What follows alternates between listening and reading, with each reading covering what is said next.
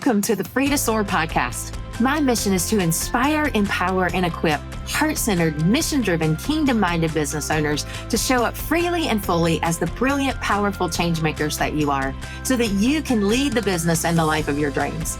You'll enjoy vulnerable, authentic conversations with me and other heart-centered, mission-driven leaders that will spark your heart and ignite your passion to powerfully transform you, your business, and your life from the inside out.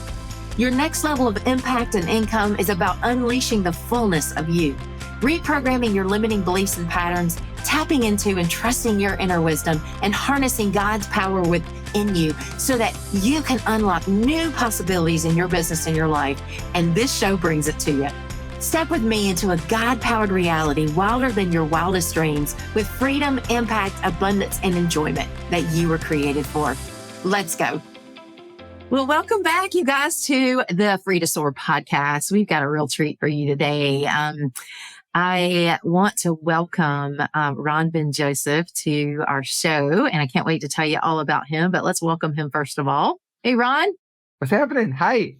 Hey, thanks for joining us. You guys are going to love him as much as I do by the end of the show. He is full of wisdom, he's so heart-centered and just the most amazing man. And so we're going to talk today about how Ron actually is a coach. We're going to talk about how he optimizes leaders, and especially in the arena of public speaking and in their messaging and in finding their voice, finding their unique voice, and really amplifying their presence in the world, and so they can have the impact that they were made for. So I'm gonna Ron, I'll introduce you and a formal introduction here, and then we'll hop in and dive into this conversation. And I can't wait to get there. So Ron Ben-Joseph is a highly accomplished public speaking, messaging, and performance coach. He's dedicated to helping individuals harness their unique strengths and amplify their presence on the grand stage. With an impressive track record spanning over 20 years, Ron has worked with a diverse range of clients, including professional actors, singers, entrepreneurs, executives, C-suite leaders, real estate professionals, financial advisors, and an array of consultants and strategists, including yours truly. And I'll talk about my experience with him. With a keen understanding of the transformative power of effective communication, RBJ specializes in guiding individuals who have encountered discouragement, being labeled as too much or not enough, and helping them embrace their authentic voice. I love that. Through tailored coaching methodologies, Ron empowers aspiring speakers, facilitators, and thought leaders to confidently step onto bigger stages, captivating audiences with their compelling narratives and profound insights. Ron, let's get going on this amazing conversation that we are about to have together. Thanks again for joining us today. We're glad you're here. Absolutely. Well, I just spilled the beans, and that's the whole reason I wanted you here, is because my personal experience with you. I hired you. We met back, just to kind of bring the audience into where we are with this thing. You and I met back in, when was it? October? Yeah. October? Yeah. And I'm a member of the Dames, which is a national business women's organization or network. And you do a lot with that organization. And we met that day and heard a lot about you. We were at a conference, had heard a lot about you, had never encountered you, but knew how talented you were. But we ran into each other, and we had one of those conversations where I just felt seen. I think hopefully you felt seen. We exchanged our own wisdom with each other and our own insight with each other, and we encouraged each other, and it was just amazing. And then I was like, hey, I think I'm working on my voice and my visibility this year, as always, and want to dive into that deeper. And I want to see what it's all about with you. So I have gotten a personal experience, and as a result, I've experienced some amazing transformation in my life and my confidence, and the way that I show up, and I wanted to share you with my community. And Thank you. so, yeah, I'm so excited you're here. So let's talk. Let's just start in and talk about your passion. And first of all, share a little bit about your background with us. How'd you get into this? Like, what, is it something that you've always loved and that has just lit you up, or how'd you find your calling? Great question. I love that. Like the calling. Yeah, this Yeah. definitely this is the calling. Yes. And they don't tell you like when you're coming up, like as a kid, oh, there's this thing where you could. I always wanted to be a director. Like I knew as a kid growing up in the 80s, like Steven Spielberg, George Lucas, right? Like all these Yeah. incredible directors. And so I thought, like from the age of 4, I was like, I'm going to be a director. In my heart, my Wow. passion was actually for performing, but for some reason I Yeah. had it in my head that directing would be a better fit. And performing did not come naturally. I was not a good actor when I got into high school, and I was trying to do theater, and I was obsessed with like trying to break into the theater department. I wasn't getting cast a lot at first. And Yeah. then I did a little bit, and they were like, yeah, you're a director too. Yeah, just be a director. Yeah. So I kind of, in college, I was like, well, I don't want to go through this process of, like working the way I did in high school, where I was like, for 3 years of high school, I was like, what do I got to do to break in? And, how do I make it? And Yeah. then senior year, I had lost a bunch of weight. I got my grades up. I completely changed my life around. And then the teacher was like, yeah, cool. Like, come on in. And I was like, Yeah. well, I already did the transformation. I should now just work. So I had an ability, I guess, to cold call. And one night, I think it was my like sophomore year of college. I had moved around my first year. I came back to Chicago my second year, and I just like picked up an American theater magazine, and I randomly called the theater in Boston. I don't even know why, but I was like, I just called them one night, and someone picked up, and they were like, I was like, how do I become an assistant director? And they were like, well, first you have to be an intern. And no one had ever, I was such a bad student. No one ever told me what an intern was. So I was like, Yeah. what's that? Intern? That sounds cool. And the guy told me, and I was like, cool, I'll go do that. And I was like, why, this worked over here. Why don't I'm in Chicago, which is like the 3rd largest theater town in the country. I was like, I'll just start cold calling like massively. And the more I did that, the more I started being like, oh, like people are letting me in, like big time producers, big time directors, people that are famous now, like they're letting me in the door. I was like, this is great. I'll just keep calling. And I just Yeah. went crazy. And that was in the first semester of my sophomore year. By January, I had like 3 internships. I was going to school full time and just like interning like 2 Wow. places. Or no, I was like, yeah, interning at one theater for David Schwimmer's theater company, David Schwimmer for Friends. So he has a theater company in Chicago that he started, and so I was interning there in the afternoons, and then in the evenings I was assistant directing a play, and it all kind of, and within a semester I produced and directed my first show, Hair, the musical Hair, because I was obsessed with rock Wow. musicals, and I was like, that's my thing. I'm going to be this Yeah. big rock musical theater director. What I didn't know was that I couldn't stand the people. And like, all due respect to actors, like, oh my, and producers Yeah. and designers, not awesome, Yeah. so creative, so talented. I'd like to think that maybe they didn't have the hangups that I had growing up, because Yeah. they're awesome. Like, I have so much admiration and respect. I couldn't stand them when I was in it. I had no stress management skills. Yeah. Just wasn't your thing. Wasn't for you to work with them that way. Yeah. It wasn't. It was like, and it was terrifying. So the last performance of my first show, I'd had this before, but I'd never had it this bad. The last performance of that first show that I directed, Hair, I'm sitting in the audience, and all of a sudden I get the worst panic attack I'd ever had in my life. And I had to leave. Like, I wasn't on stage, but I had to like leave the theater and go out, and I was sweating and I couldn't breathe. I was like, this is awful. And that really set me, it was fascinating because it was like, my body was like, sorry, buddy, this isn't it. But I'm like, this is all I wanted. My whole life was to be here. And I just directed, and my parents love it. They're seeing me as a director, and my theater teacher from high school is here, and he's so proud of me and all, and the anxiety was just like, sorry, this isn't you. And it just broke my heart. It broke my heart because I was like, but I'm here now. And I started a theater company after that, and I was still directing, but I couldn't even go sit in a play, like as an audience member, without a panic attack. And so I just assumed at the time, I was like, well, I want to be up there probably. Maybe that's it, you know? And so, but I'm a horrible actor. So I found an amazing teacher, transformed, became a good actor, started getting hired for plays, like lead roles and movies and stuff, independent films. And I'm doing all that, got into a very prestigious acting school in New York, went for a semester, dropped out. So it was all ugly. Like I'm getting, like, this is all painful. Just like I know with like people in like bad relationships, like I'm like, no, I love it. I love it here. I love it. But I don't want to do that. I don't want to do this. I don't want to do that. I would do this, but I'm not going to do that.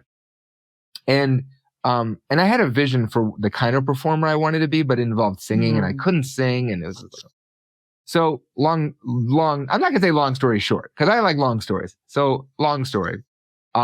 Viewers, I promise there will be a point. So eventually the more I'm directing and the more I'm still in it. I came back from New York to Chicago, and I'm directing, I'm acting, I'm doing all this stuff, and don't know what I want to do with my life. Like I'm still doing this thing because it's what I know, but I didn't find the thing yet. And then I went to graduate school. I was like, well, maybe I can do this. I'm like, what's acting for non-actors? Because I love teaching. I was teaching to support myself, right? And teaching acting. And I'm like, I love working with non-actors, though. I love teaching acting to non-actors. What's that? I was like, well, what if that's public speaking? I hear about this thing, public speaking, all the time. What's that? So I went to graduate school, got my master's, and started teaching college speech courses. And I wish that was the part of the story where I was like, oh, and then everything worked out, you know, like the Red Seas parted, and I just walked right through. Yeah. What happened was, so I'm teaching college, community colleges in Chicago. And I'm like, and the students love it. Like they're just love it. And my attrition rate was great. Like, so if the cap was 22, by the end of the semester, I'd have 19 or 18, which is like, I think a big deal for a college course, right? Like people drop out. And I'm like, you guys, like, what is it? What is it you like? I just want feedback. I'm like, what is it that you're loving about this? Is it, oh, my button came out. Is it that the exercises that we're doing? Is it how, like, the coaching, that I'm coaching your performance, just like I do with the Broadway actors that love it? Like, what is it? And they're like, no, you're funny. You're funny. Like, they're like, I like it. I was engaged, and then I got married at the time. And they were like, I love when you talk about your wife or your girlfriend, right? You know, that was the same person. They weren't like two different versions of that. Yeah. And I was like, yeah, but what about like how we outline the speeches? Like, isn't that cool? They're like, the joke that you did about her being like a Disney princess, like that's funny. So I'm in it, and I'm telling my wife at the time, I'm like, yo, like this, I think this is the show, but like maybe it's a show. Like maybe it's not a class, maybe it's a show. So I started, I started performing more at that point, and I learned, and I was in my 30s, and I learned to sing, which is a dream of mine. And I was doing a Neil Diamond impersonation act in comedy clubs that taught me how to sing. So I was like pretending to be a Neil Diamond. All these things coalesced. I played Jesus in Jesus Christ Superstar after learning to sing, which was, I mean, it's my favorite show of all time. After that, I was kind of like, all right, I did theater. Like I'm good. Like, I never thought I'd do this thing, but it was, as I was performing more, I still was like looking for something, it didn't suit me, I think, to just be a performer. But at least I got to do it. I got to do the shows that I wanted to do. I got to perform and entertain the way I wanted to. But I was like, that ugly journey of trying to figure it all out, I was like, that's what I care about most. And when we moved to Colorado in 2015, and I was trying to find, and I had a business, and I was trying to make it work and figure it out. It took a couple of years to figure it out, but it all coalesced when I was like, no, I really love this idea of public speaking. And at the time I was performing and getting stronger and stronger and stronger. And when the marriage started failing, I started writing more personal material. And that really, and I'd never done that to that extent where I would write jokes like my wife hates me and all this stuff. Like, and I don't remember even right now what they were, but like people loved it and they were dying. And then they would chime in. I'd be like, so I would set up something in the day because your wife hates you. And I was like, cool. Like they're buying in, But it all coalesced to like 2018. I did a show, like I headlined a big theater out here, like a big rock venue actually. And cause I sing in my show now. So I sing and I do stand up, and it went really well. Like it crushed, like it was great. And I remember being like, okay, this is the moment I could really double down and be a performer, or I could go and try to expedite that ugly, long process that it took me, open mics, bad auditions, being told I was terrible, getting booed off the stage by my parents once. Like my parents booed me off the stage when I was 18. I tried to sing. Like, all that, I could condense everything I learned and help people really get to do what they want to do.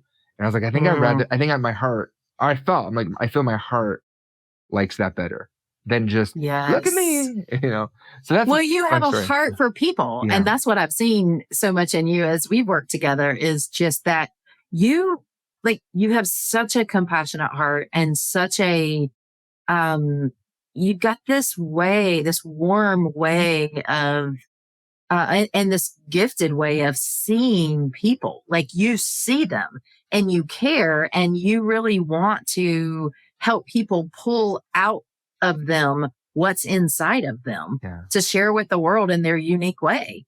And I think that your own, I always say, our pain turns into purpose when we allow it to, and it's our own struggle ends up becoming the thing that ends up setting other people, free in some ways, when we share the struggle and the overcoming that we've experienced with other people. And then we give them something that we have gotten for ourselves that was a lot harder for us to go through, but we're sparing them the same struggle and just helping them get to the other side. And that is your gift. It absolutely is. You see people, and you and I we are kindred souls in that way, because in the coaching that I do, I have this way of seeing people, and I see what's keeping them stuck. I see where they're standing in their own way, or getting in their own way. I see who they are and what they're really made for, and what their optimal self looks like. And I call them up into that. And you do the same. I just do it in the way of, business and life. And you do it more in speaking and finding their voice and finding their authentic, way of being in the world and the message that they want to share. Expression. And just help them unleash that. Yeah. In an expressive way. Yeah. And it's beautiful. I love that. You and I have spoken about this a lot. Like, I'm so envious of what you do, because I think it's so direct and it's so the thing that people need, and the way you do it, especially. It's like, I love talking to you so much about it. I'm like, oh, thank you. And I always leave our calls and I'm always like, oh man, like, I wish I could do what she does, where it's like straight up coaching, like direct. But for me, like, I think that the expressive piece is how to me, it's so tangible. And when someone says to me like, I know I have what it takes to be on stage. I know I have what it takes to share my message and to talk about how I help people, on a large scale. To me, that's like, it just resonates. It hits me so deep, because I'm like, I know what it was like all the nights that I would sit there, just like yearning and I'm a big John Denver fan, and I do some John Denver in my comedy act. I still perform, and so I still like do some like a John Denver impression and stuff. And I remember that he said something effective like, these songs like wrote themselves. I couldn't stop them if I tried, and he talks about like, there's a time before he made it big where he would be like by the ocean or whatever, just playing his songs, desperately wanting someone to hear them. And that's how I feel about my clients. I'm like, the drive that they have to desperately be heard. That's what I felt. I would sit there like, I know I have so much to share. I could see myself getting up in front of a large audience, and I don't know where to start. I don't know how. And thankfully I don't have it in me anymore, but like, in my 20s, I just, whatever the idea was, I would try. I'd put myself out there and would look so stupid and would get ripped apart by audience members, teachers, hecklers, whatever. I would just put myself out there, and sometimes it worked, most times it didn't. And so I was like, there is a system for, and I think authenticity is the driving force of it, but I'm like, there is something, there's a thread that I think if someone has that dream and that desire to get up and express and to really like share their voice and message, I'm like, there has to be something. So over the years, I crafted something that I think is very clear, and it really does help people. And so what we do is we we come up with a template first. I have a template, and we play with that template first, and then we come up with your version of flying the plane or building the plane while you're flying it, While you're flying it. And Yeah. that's been the biggest thing over the past year and a half that's been the game changer, is like a lot of people will be like, oh, I've worked with the top public speaking coach and they gave me a script and an outline that I can't use because it's not me. The key is to be you, because you're the one that wanted to share all the things. You're the one that's sitting there late at night going, oh, I love what I do so much. I want a larger audience to receive it. And so we come up with like a template that makes sense for you after we have it all down on paper. So but what I love about what you do, you're exactly right. That's the thing, and that's what I guess I'm so drawn to that, because I feel like I do that differently than a lot of other business coaches, where other business coaches will give you a strategy. They'll give you a formula, and then you're supposed to follow all these cookie cutter formulas and strategies, but it doesn't fit you. And then you're exhausted and you don't know why it's not working for you. And you haven't accessed your inner wisdom, and you haven't like pulled out the most unique, brilliant parts of you. And that's what I love doing. And so you do the same thing in expression and in speaking and messaging. And so that's what it is almost like, and I want you to describe your process and like what you see that people struggle with, because I got to experience it. And it is almost like doing therapy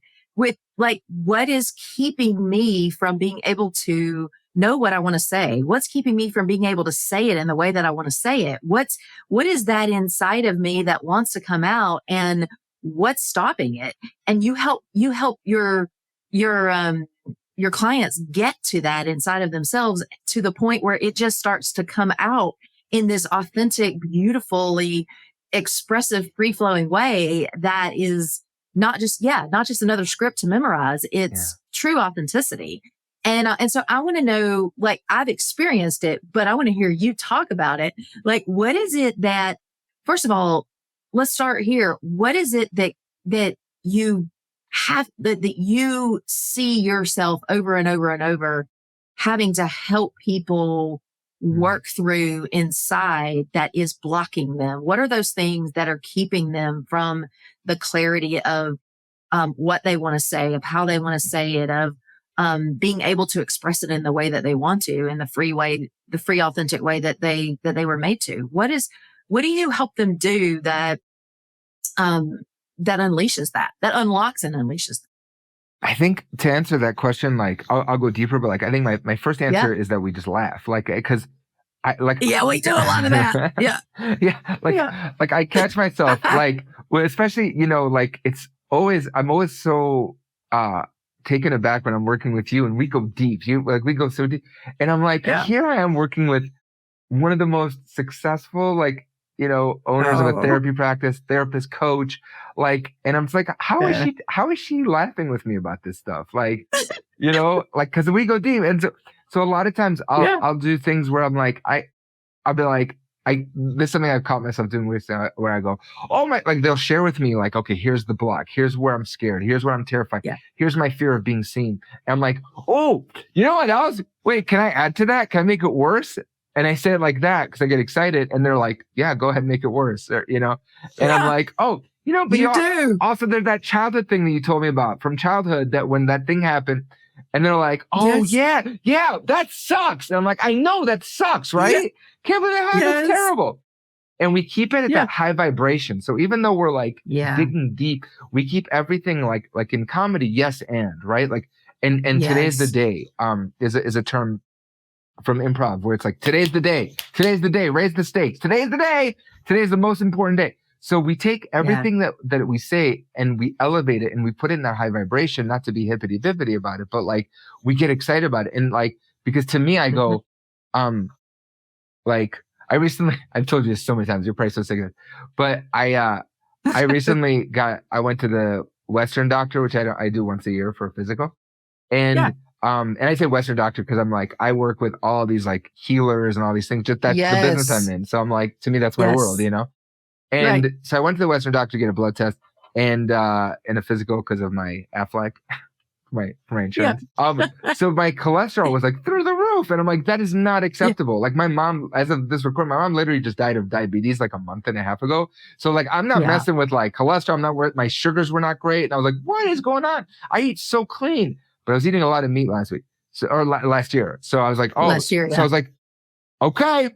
And I'm not a big meat eater. Like I know people love meat. I'm not a big meat eater. So I saw these tests and I'm like, okay, sorry, meat companies. I'm not going to be able to support you right now. I'm going back to where my true love is. But I was like, I'm going extreme. I'm going vegan. So like, which probably half the audience probably hates me right now. But I'm not that guy. I'm not like a vegan guy. I'm just like, I just love the food. So I'm like doing it right now. Just authentically you. Authentically, it's authentically me. It's natural. I don't have to push it. Right? I'm not like calling all my friends like, you got to do this. I did it for a week. But I was like excited because when I got to see the challenge, like when you see the conflict, you can come up with a solution. So I saw the conflict. The conflict is I put on some pounds. My cholesterol is not impressive, and my sugar is not great for the fact that I don't eat pie or candy. I don't eat any sugar, so it made no sense. But I was like, okay, conflict. Let's come up with a solution. Same thing goes when I work with clients. I'm like, I'm looking for the cholesterol. I'm like, but now I know I'm a cholesterol expert. I can fix it. So we get like, when we see the conflict, I elevate the energy so that they're like, okay, it's an adventure. Yes, let's do this. Yes. That's at the core of it. So that's the emotional connection. Then the first thing I try to do is I really try to understand their business. I try to understand their content. Like, what is their specific bent, their specific focus, their point of view, right? Because everyone has their own point of view. So like for a lot of coaches, I work with a lot of coaches and therapists. And so for me, that first thing is always like, how do you describe or how do you articulate your version of helping your audience or your client figure out what they want, right? Yes. Some people are very aggressive. What do you want? And it's right. And I'm like, okay, that's a style. Well, it is. But you were that you did with me sold me when you did. Remember we sat there that day at that table at that convention or that conference and like, remember you asking me, how do I do it? And I just like started sharing and you got it. And I think you got it at a level that no one else had gotten it before. And you helped me like put it into words in a way that I had never been able to say it before. And I could even understand it better. And then you helped me articulate it. And then it was like, oh my gosh, this lights me on fire even more because like it's so clear. Sorry. You have a way of doing that. I'm sorry. Yeah. No, because you just nailed it because it's basically like when you're up at night dreaming of getting on bigger stages. I don't work a lot with people that are afraid of public speaking. My heart goes out to them. I've had panic attacks on stage. It's not fun. That's not like my niche though. There's some great people that are helpful with that. You want strong, empowered people, but who just haven't stepped into the confidence of their expression yet. Yeah, fully. Exactly. And that or don't have the clarity of the message. They know it's in them, but they can't get it out. Exactly. That's exactly right. So especially speaking to that messaging side of it, when they're sitting there and they're like, I know I want to create this experience for an audience, but I don't know where to start. I don't know what to say, And so that's where I go that's where, just like we said with you, is like, that's where we go deep. That's what we keep it fun and elevated. But that's where I find your point of view because I go like, you're in it every day. You're interacting with your people. So I ask you a series of questions and figure out how you get them there. And then I like hold the mirror back and I can see the matrix of it. Right. But it's all those years that I was trying to figure out how do I entertain? So I'd get really deep and I was like, well, what is entertainment? Like, what are they really looking for? In motivational speaking or in training or whatever, I always say, I'm like, cause people have this vision. They're like, I want to make my audience cry. I want to make them laugh. I want to make them all these things. And I go, if you want to do all that, it's all bullshit because I'm like, the only thing I'm like, you know what the best speech on earth is? Hey guys, here's 3 very easy ways to make $500 million this month. That's the speech everybody wants. Like, I'm sorry. On some level. Right. Exactly. Right? Yeah. So do it with ease. Do it while you're sleeping and while you're doing what you love. Yeah. Yeah. Tell me those answers. Right. Exactly. And while you're eating hamburgers and ice cream. You're right. Exactly. So yes. So I try to boil things down. Once I find that point of view, I try to boil things down into its bare essence. So that like again, for me, what's entertaining? For me, entertainment is singing and it was humor. And entertainment is not political. It's not angry. It's not making fun of, it's making fun from. So when I figured that out, I was able to like write for that. And first I was a sketch character. I performed as a sketch character, which helped me put on a mask, and it helped me say like, okay, these are the framework, or this is the framework that I feel comfortable in. This is the framework that I know I can land jokes in, I can play in. And I was playing a Neil Diamond impersonator. So an impersonator of an impersonator. And I was like, this is the frame and the context I can do that in.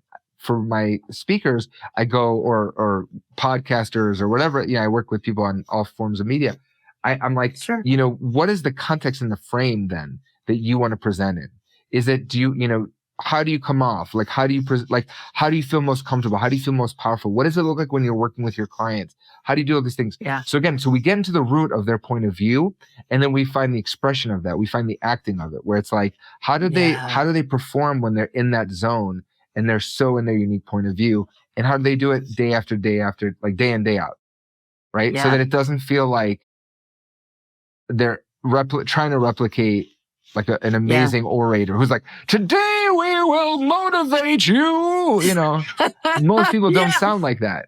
You just help them find, you help them find their voice and tell how they do you help them describe who they are and share what they do with the world in this most completely authentic, way that engages other people. Yep. Using storytelling techniques, using theater techniques, using public speaking techniques, presentation skills. But it's like at the core of everything, we get into a really clear conflict. And I think this is where, people see the difference. They think about their audience member and they go, my audience member is really struggling with this one idea. And here's how I can solve that. And so that informs our writing. That's the storytelling. If we always bring it back to the audience member, then the audience member is going to be engaged, and the presenter is going to feel like they're helping. They're making an impact. So it's moving past the pressure of like, I have to orate and put on this amazing show. It's like, again, we get to the root of what is amazing for them. Well, amazing is transformation, creating transformation. And it's like, what's realistic for you? How do you realistically create transformation in the moment on stage for 45 minutes? Oh, that's amazing. And I've watched you do it where it just feels so easy, where you just share your heart. Well, so tell me, what is it let's get down to the nitty gritty. What is it that, you've described a lot already that you help your client do, but what are some of the things that you see that create that hindrance for them, that cause them to, to not be able to show up fully, or not be clear about, who they are and what they want to say? What are those deeper things that are really getting in the way of them being able to show up in their brilliance? I think it's, the first level or the first tier is fear, right? Like fear of being seen, fear of being awkward, fear of being judged, fear of failure, childhood trauma. Like it all comes back. It all comes to the surface. Yes. Right? All this trauma. I'm afraid they're going to see me this way. I'm afraid that as a result of me being honest, I'm going to create this backlash. And, like I've been on, I used to have a podcast with my, really good friend, and we would just like critique movies and stuff, and pop culture and albums and like classic rock albums. Right. And I said something about Elvis, that the Elvis movie that came out a few years ago, the Baz Luhrmann Elvis movie, where I was like, I said something like the movie made it sound like Elvis really did steal songs and make them his own, right? And I was like, I'm saying the movie, I don't think he did it, but like the movie made it sound like he's taking from this culture. And so I'm like, like the internet, like audiences are very harsh lately. And we know it in comedy, especially. It's like people get offended, so I don't negate that, but I go, if we stay in the middle, like speaking to the fear, speaking to the doubt, the fear of judgment and attack. I'm like, you're not crazy for thinking that. Like, if someone's listening to this and they're like, I'm so scared. I'm not going to be like, we shouldn't be. Come on, just get up. No, it's scary. We live in scary times right now where you like people have an agenda. People have an opinion about everything. everybody's an expert. Everybody has a flag in the ground. Everybody, like whatever side you're on of any argument, you know, you have like right here, you have the world at your disposal, right? So, so everyone's an expert. So I go, it is a crazy time, but I go, if you come from a place of heart and a place from love and a place from, I just want to share and help, I find that overrides a lot of that fear. So that's on the fear of being seen side. I just had to put that out there. Yeah. Second of all, that's so important. I think it's structurally, like, how do I convert? I talk about this a lot. How do I convert what I'm doing with my business, with my coaching clients, with my the people I serve? How do I do that on stage by myself and initiate a whole thing? Now, on stage could mean in a podcast. It could mean on stage as a keynote speaker. Excuse me, it could be workshop facilitator. But the idea is that, like, how do I adapt what happens to me when I'm in response? Because my clients are very in service. They're very service based. They care about their clients, and they're always like, I know what I'm doing when I'm in practice. You know, when the client says something, right? You feel like, right. And that was one of the things that you said to me when you said you are so intentional in your responses. And I said, yeah, but the problem is when you're speaking, you've got to be an initiator, not a responder. I said, I'm a brilliant responder because wisdom and discernment are my gifts. I mean, when I hear someone speak or I hear someone talk, I can see things for them. I can hear things. I know things. I don't have any problem speaking powerful truth into them that is powerfully transformational. But how do I translate? That was the biggest thing for me is like, but how do I do that on a stage in a keynote where, like, I've got to create that without that person being there as to create it with me. And we've worked through that. And that was brilliant, the way that you've helped me do that. And the way that is one of the biggest things.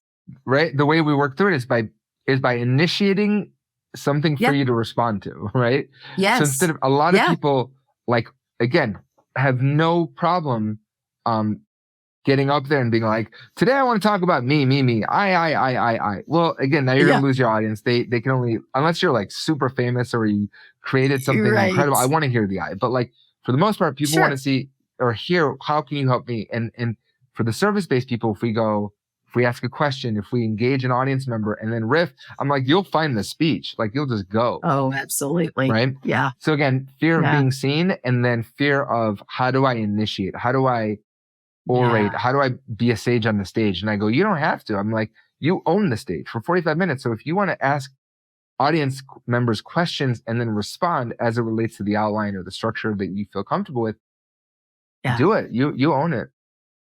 Yeah. And then what are some of those things, like, in your intro, in your bio, you talk about, you especially called attention to the people who feel like they're too much or not enough. Like, what is that? Like, why do you have what's your heart for that? And how do you help those people? Well, what are their struggles, first of all? And then how do you help them pull that out of them? So that came about because I primarily, like, 99% of my business is female entrepreneurs and leaders and execs. Yeah.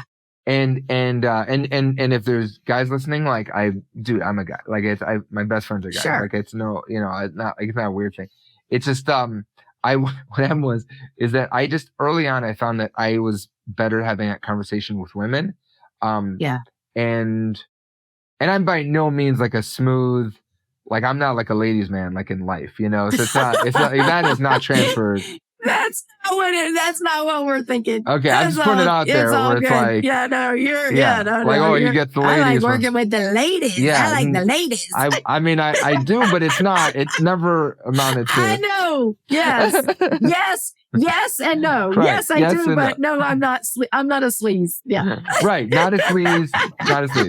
So, but what happened was I always, like, gravitated, just women got me more, like, in terms of professionally. I was like, at networking events, I was always having better conversations with women. They just seemed to me, they were more open to what I had to offer. Sure. And I remember in 2017, I was on a sales call with this dude with a guy who I met at a networking event. And we were talking and I was like, oh, I love what you're saying. I'm like, here's how I would love to help if it's possible. Here's what I'd love to do and walk you through. And he was like, yeah. And then all of a sudden I don't know what happened. something like switched in his brain, and to me, the way I interpreted it was he felt maybe too vulnerable or like too, like, I know I don't like to ask for help. Like, I get it. I just like, but I think he felt like vulnerable for needing help, where he could see that he needed help. And then he, like, his face just transformed, and he goes, and he like pulled back, and he's like, Ron, and he like mansplained me. He's like, Ron, let me tell you something. I'm different than every one of your other clients. And I was like, I bet you are. Like, I bet you are. Tell me how special you are, boss. You know, but I forgot what he said after that, because I was just like, I can't stand this. And again, I can't stand dudes. I can't stand working with dudes. Like, in that moment, I was like, I can't. So I came home that day. I was still married. And at that time, and I was like, I was telling my ex-wife, I was like, yo, I can't stand this. Like, I can help these guys, and they don't want the help. Whereas like women like are like, cool, that really, I could see that. Like, I'll pay for that. And she goes, you could niche. And I was like, I can, but I'm in that moment, I was like, I'm desperate. I need every business I can, any business here. And she's like, no, you can niche. And she taught me about niching. My co-parent / ex-wife, like, she's like my first business coach. She's like the best business coach. And so, I was like, cool. That's great. Like, I'm going to do that. And then a few weeks after that, I met my friend Megan Conter, who runs the Dames. And that's when everything kind of just took off. And then to go back to the old question, that's when I really found my calling, was when I started working with women. And I saw that they had this, a lot of the women that I worked with, no matter how powerful they were, how much, like how high up they were, there was this sense that they're too much or not enough. Like, in some, my friend Kat Stancic, who's an amazing coach, marketing coach, she's the one that, she says it all the time, and she said it for me, and I was like, can I use that? She's like, totally. So like, this idea that like, they were told like, oh, you're too much, you're too intense, you're too energetic, you're too silly, you're too whatever. That's not becoming of a lady, you know, right? Like, that was the impression. So then they took that into their hearts, and they tried to show up smaller. Or you're not enough, right? You're not good enough. You're not you don't have enough personality. You don't have enough intelligence, whatever it is. They were taught negatively because it didn't serve the person they were talking to, or the person that said it, right? They're like, for me, you're not enough. And so that made them show up small. And so what I do is, when I work with them, in addition to finding their point of view and all that, I'm looking to see what their truth is. And I can see in their eyes, I can see in how they come off, by getting them excited, by laughing and joking and getting them that high vibration. You can see where their like real passion and fire is. And then you can see what is enough and what is like what that perfect pocket is, what right in the middle is for them.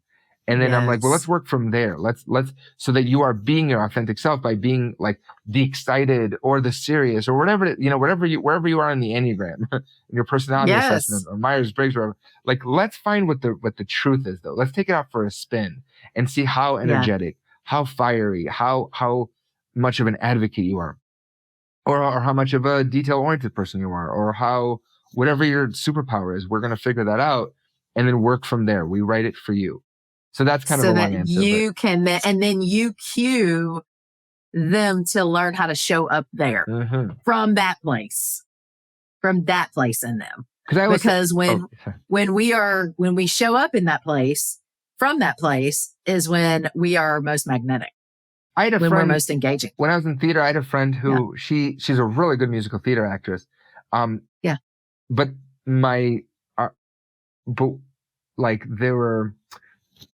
a mutual friend of ours who is a music director and a voice teacher, he would always say that like she had a voice built for opera, and she should be, and if she just did opera, she would explode, but her heart was in musicals, and I get that. But that taught me this idea of like writing for your voice, and when you're in that authenticity, like I can't work in an office job. I respect the hell out of it, but I that's not my voice, right? Like, I have a rock voice. Yes. If I sing musical theater is hard for me, because it's a lot of times it's lower than my voice. It's not this anthem rock that I sing very comfortably. Yeah. And I've noticed, like, when I sing, like, if I'm ever in a musical, that is, I'll get cast in a part that sings really high, and I can do it night after night. I can do it, Whereas, like, you have to write for your voice. Like, what range? So I always talk with my clients, like, are you an opera singer? Are you a rock singer? Are you a folk singer? You have to sing in the tone and the style that is authentically you, because otherwise everything's going to feel too high or too low. It's going to feel like straining. It's going to feel out of reach. You want to really, you want to like, especially if you want to succeed, I think it's always great to experiment, and try seeing, like, I directed an opera once. I'd never even seen an opera, but in 2018, I directed an opera and I was blown away. I was like, this stuff is really written for the voice. I get it, but I'm not like, wow. And I would try to sing along with the show. I was like, bah, bah, bah, bah, bah, and I was like, oh man, for like a tenor, this is exactly what a tenor is. And a baritone, this is exactly what a baritone, like this is really written. They really get it. It's open. It's not, there's no like style there's style, but you're not like forcing something. But then I'm like, but that's not what I naturally gravitate towards. So it's like finding that mix of like where your heart is, but also what does your instrument do? Like what is it? What is your real sound? What is the real thing that you're trying to produce? So anyway, that's a lot of stuff of what we talk about. Oh, I love it. Well, and I know you've got a time frame. I could talk to you all day and I want to share more, and we may even have you back. We'll see. But I want to ask you two quick questions.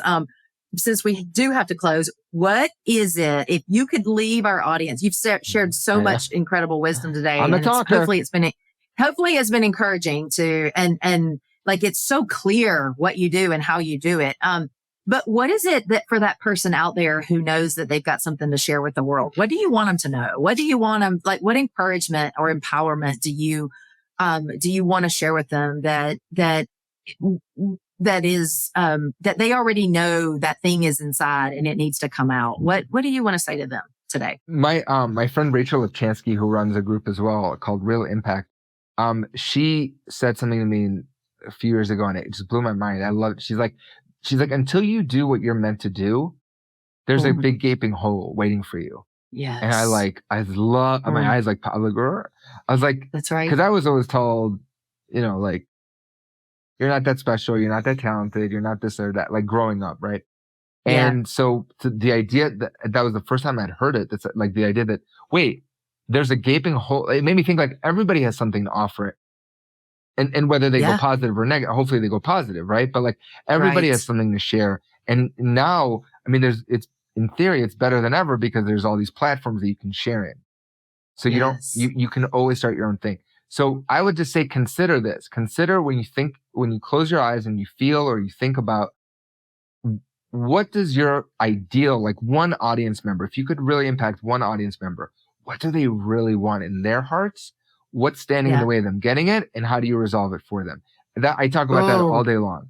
Like that to me, when like I brought up before, like when I'm sitting there going, I have so much to share as an entertainer, as a comedian. Oh my God, like I want to get out there, but I don't know what to do. I'm not landing the joke. I stopped and I thought about that, and I was like, let's move away from me and make it about them. What do they want in this context? What a part of them must want to forget about their problems, forget about the struggles, the kids, the taxes, the bills, right?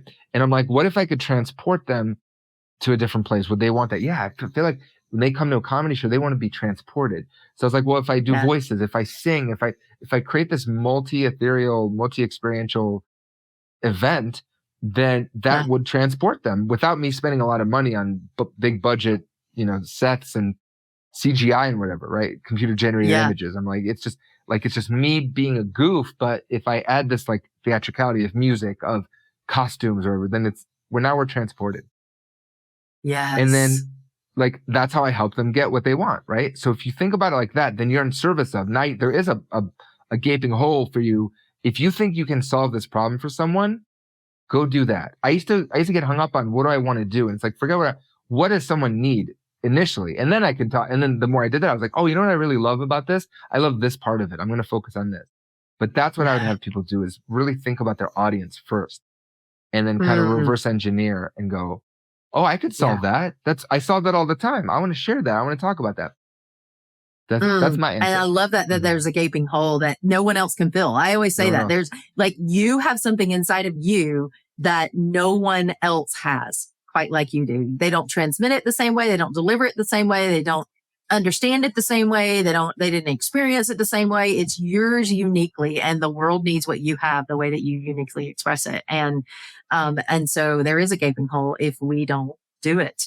If we don't honor what's inside of us and learn how to do that. And there's nothing wrong with asking for help. And that's where professionals come in to help you see things for yourself that and they can help you create systems and understanding and get breakthrough where you don't know how to do that for yourself. And we're not created to do it all for ourselves. We're not created to have it all together. We're not created to be, completely on our own. And we need each other, and we need each other's gifts and strengths. And that's what's so beautiful about you. I know you've got to go. Where can people find out more about you or find you if they are interested in working with you or want to know more about you?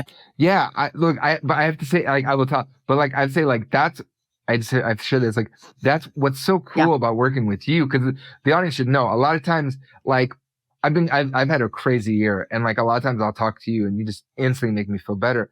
And a big part of that is your delivery, because you are similar. You get so excited. You're like, I see the path. I got you. You have this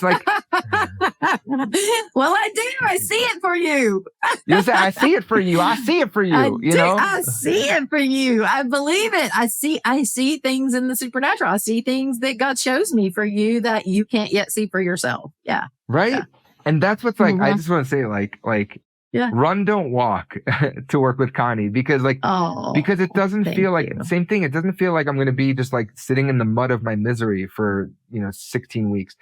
With you, it's so alive and it's so possible, and everything is possible. And you're the way you structure and the way oh my God, it's just heavenly. So I said to say that I was back at you, Connie. Yeah. Oh, I really appreciate that. Well, I think the same thing. I think the same thing about you. So run, don't walk, you guys. Go find him, because he is one in a million. It has been quite the experience, and I'm so grateful. Yes. So then to answer your question, I'm on LinkedIn, Ron Ben-Joseph on LinkedIn. You can find me, or Ron at artfulspeaking.com on my website. Artfulspeaking.com is my website. Artfulspeaking.com. And they can just connect with me there. But yeah, thank you so much for your time today. Cool. I really appreciate you. Oh my gosh. I just adore you, Connie. Absolutely. Virtual hug. Thank you. Virtual hug back to you too. Thanks so much. And thanks for pouring into my community, our community, and just for the wisdom that you share, and for being vulnerable and courageous enough to do the work yourself, and then be able to help so many others, get further along faster, because you were willing to do it and say the hard things and do the hard things. And that's what the world's all about. We got to help each other. So thanks for being here. And you guys, I hope this blessed you, and I hope that it sparked something in your heart, that it transformed something in your mind, and that it brought something back to life, that you're not going to give up on your dream. Because you don't have to. And there are plenty of people who've been there, who've been in the struggle and want to help you not have to stay in the struggle, and can move you further faster. And all you have to do is just reach out and ask. We're here to help. So thanks, Ron, so much again. And thank you guys for being here. I will see you right back here next time. And you guys have a great day wherever you are in your day, and know that you've got that thing inside of you. And if you just show up and you just be you, and you trust what's in there, then it will come out in this radiant, beautiful way. And don't let anything stop you. All right, guys, we'll see you soon. Thanks for joining me today on the Free to SOAR podcast, where we empower and equip you to lead the business and the life of your dreams with freedom, impact, enjoyment, and abundance. I look forward to our next episode together, and I invite you to subscribe to be notified of new episodes as they are released. Please share this or your favorite episode with a friend or a loved one, and I'd love it if you'd leave a review on iTunes and Spotify.